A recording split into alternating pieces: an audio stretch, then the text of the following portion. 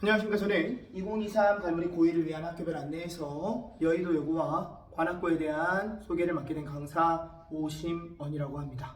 제가 드리는 소개가 내년도에 고등학교 선택을 앞둔 학생과 학부모님들께 좋은 힌트를 드릴 수 있는 계기가 되기를 바라며 영상을 한번 진행해 보도록 하겠습니다. 먼저 목차부터 한번 소개를 드리도록 하겠습니다. 목차는 학교별 인원 및 등급 학당 인원, 학교별 출판사, 학교별 내신, 출제, 경향에 대한 소개로 수업을 영상을 한번 진행해 보도록 하겠습니다.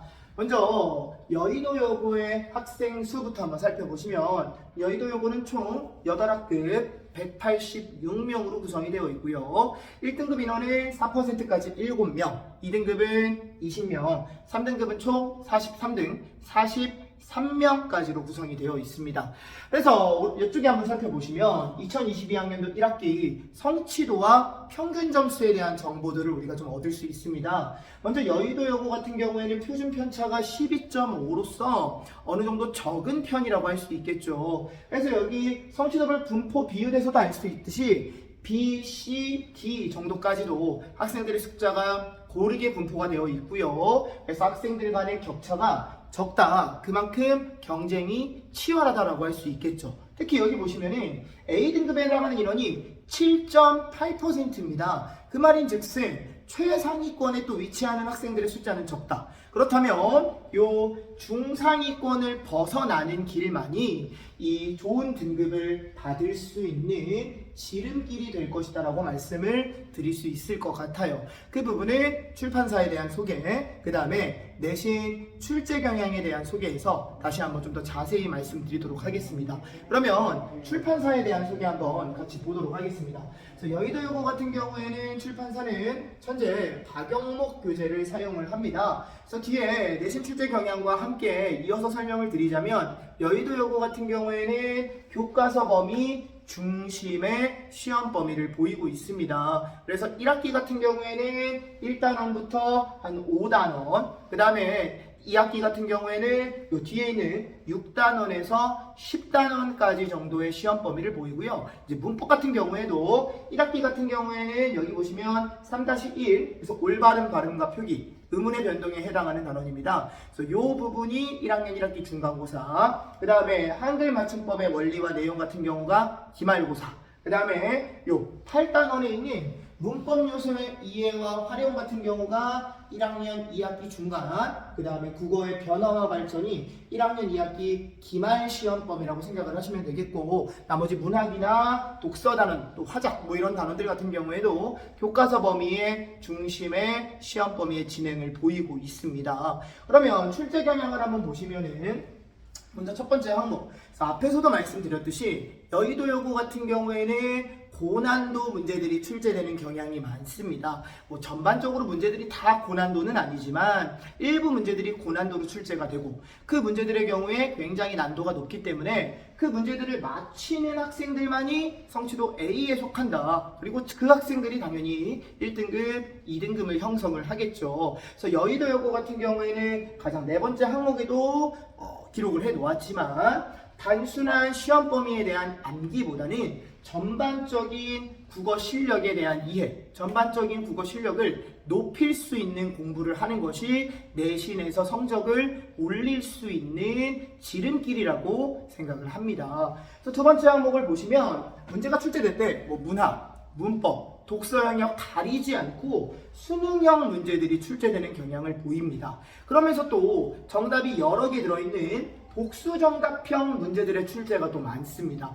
복수정답형 문제 같은 경우에는 난도에 상관없이 정답을 여러 개 골라야 하기 때문에 학생들의 실수를 유발할 수 있는 문제라고 할 수 있겠죠. 그래서 이러한 부분들이 또 학생들의 등급을 낮출 수 있는 요인들이 되기 때문에 이러한 부분들에 대한 대비, 이러한 부분들의 대비는 당연히 이 교과서 범위 또 시험 범위 전반에 대한 이해가 바탕이 되어야만 해결할 수 있을 거라고 생각을 합니다. 그 다음에 매 시험마다 모의고사 기출 작품들이 반영이 됩니다. 올해 같은 경우에도 3월 모의고사에서는 문학에서 면항정가라는 고전시가 작품이라든가, 또 이번 기말고사에도 바로 이번 주에 봤었던 11월 모의고사가 또 독서 범위가 포함이 됩니다. 그래서 11월 모의고사 독서 3월 6월 모의고사 독서들도 다 포함이 됐었습니다. 그래서 여의도여고 같은 경우에는 모의고사 기출 지문 작품들이 반영이 되기 때문에 모의고사는 뭐 성적에 내신 성적에 반영이 안 된다고 해서 소홀하게 넘어간다면 그 부분들에서 또 오답을 형성할 수 있는 오답이 나올 수 있는 여지가 있기 때문에 모의고사에 대한 대비까지도 철저하게 하는 것이 내신에 대한 대비로 이어진다는 말씀 다시 한번 드리고 싶습니다. 그 다음에 세 번째 항목 보시면 문학에서 외부 지문과 연계 출제되는 경우가 많습니다. 교과서 범위 위주의 출제 경향을 보이지만 문학작품 간의 비교 문제들이 많이 출제가 되기 때문에 외부 지문에서 프린트나 유인물로서 수업 시간에 활용을 해서 그 부분들을 본문에서 같이 활용하는 경우가 많고요. 그 다음에 문법 개념 같은 경우에도 교과서에 나온 개념들 이외에 그 단원에 해당하는 문법 개념들을 함께 출제가 되고 특히 그 부분들이 고난도 문제로 연결되는 경우가 많습니다. 올해 같은 경우에도 의문의 변동에서 뭐 교과서에는 안 실려있는 사이스토리 현상들이라든가 이러한 부분들이 갖고 왔을 때 그 부분들을 학생들이 더 어려워하는 경우가 있고요. 그래서 그 부분에 대한 풀이가 좋은 등급을 받을 수 있는 또 기회가 될 것이다 라고 생각을 합니다.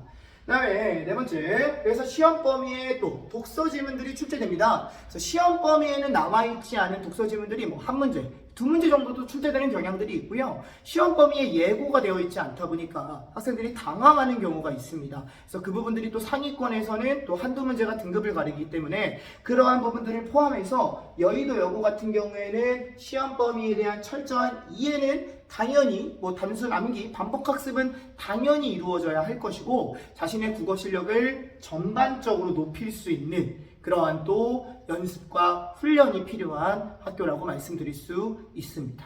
그 다음에 관악고의 전체 인원을 또 보시면 관악고는 244명 9반으로 구성이 되어 있고요. 그래서 1등급은 10등까지, 2등급 27명, 3등급 56명으로 구성이 되어 있습니다. 그래서 관악고의 평균, 표준 편차, 또 성취도별 분포 비율을 보시면 일단 표준 편차 같은 경우에는 17.1이 되겠고요. 그 다음에 성취도별 분포 비율을 보시면 A등급부터 2등급까지를 봤을 때 좀 뒤에 있는 D와 2등급의 비중이 높다. 그 말인즉슨 관악고는 학생들이 느꼈을 때 체감 난이도가 쉽지만은 않다라는 걸 우리가 확인할 수 있겠죠. 또 여기 물론 하위권의 비중이 높다라고 또 생각하실 수도 있겠지만 또 중상위권을 함께 살펴보면 고르게 분포가 되어 있는 걸 알 수 있겠죠. 그래서 관악고 같은 경우에도 결과적으로는 좋은 등급을 얻기 위해서는 이러한 중상위권 학생들과의 경쟁에서 실력으로 이겨낼 수 있는 부분이 필요하다. 그럼 당연히 지금 드리는 내신 출제 경향을 바탕으로서 준비를 잘 해야만 좋은 등급을 얻을 수 있는 기회, 또 지름길이 될 수 있겠죠.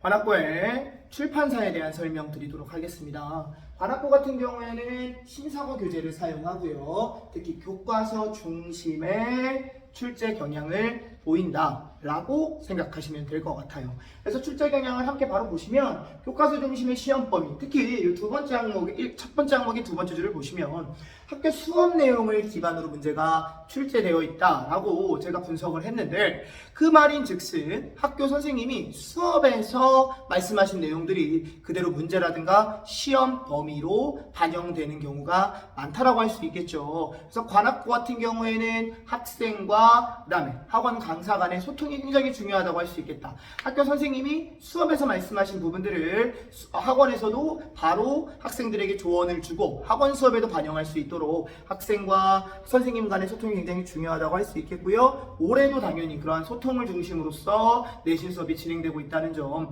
말씀드리고 싶습니다. 그 다음에 두 번째 항목 보시면 영역 불문, 문학, 독서, 문법, 영역 불문, 다답형. 그래서 아까 말한 복수 정답형 문제들이 많이 출제되고 있습니다. 당연히 이러한 복수 정답형 문제들은 기본 개념 숙지 플러스 심화 학습을 통해서 시험 범위에 대한 이해가 철저하게 구성이 되어 있어야만 하나의 정답이 아닌 다른 정답들까지도 찾아낼 수 있는 능력이 생길 것이다 라고 말씀드릴 수 있겠고요. 세 번째 항목 보시면 문법에서 수능형 문제 출제가 또 중요한 특징 중에 하나라고 할 수 있겠습니다. 수능형 문제 같은 경우에는 보기와 외적 증거를 중심으로 출제가 되기 때문에 문법 개념에 대해서 반복적인 학습을 통해서 이해가 철저하게 구성이 되어 있어야만 수능형의 고난도 문법에도 잘 대응할 수 있으리라 생각을 합니다. 또 네 번째 항목 보시면 문학, 선지의 외부 작품들이 다수 활용이 된다.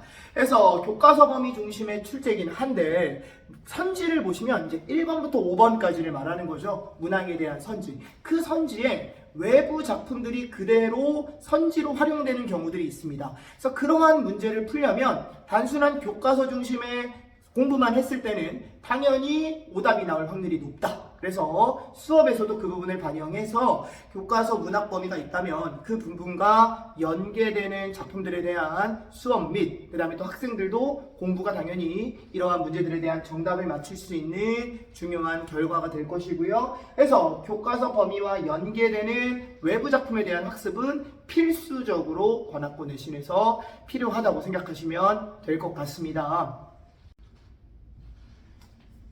지금까지 여의도 여고와 관악고에 대한 출제 경향에 대한 설명 드렸고요. 지금 저희 갈무리학원에서는 예비고일 수능 수업을 열심히 진행 중에 있습니다. 그래서 이러한 출제 경향에 대한 이해는 당연히 내신의 고득점을 막기 위해서 해야 될 부분이고, 더불어서 계속 경향을 설명하면서 말씀드렸듯이 국어의 전반적인 이해를 높이는 것이 당연히 내신에서 좋은 성적, 좋은 등급을 얻을 수 있는 길이라는 거 모두가 알고 계시리라 믿습니다. 그래서 지금부터 이어지는 수업들, 겨울방학까지도 이어지는 정규 수업들을 열심히 잘 들으시고, 그래서 국어에 대한 전반적인 성취도, 이해도를 높이신 후에 지금의 출제 경향을 바탕으로 내신을 대비하신다면 내년도에도 어느 학교를 선택하든 좋은 성적을 받을 수 있을 것이라 생각을 합니다. 지금까지 영상 시청해주셔서 감사드리고 앞으로도 갈무리학원을 여러분들께 좋은 정보와 좋은 수업으로 이어갈 수 있도록 최선을 다하도록 하겠습니다.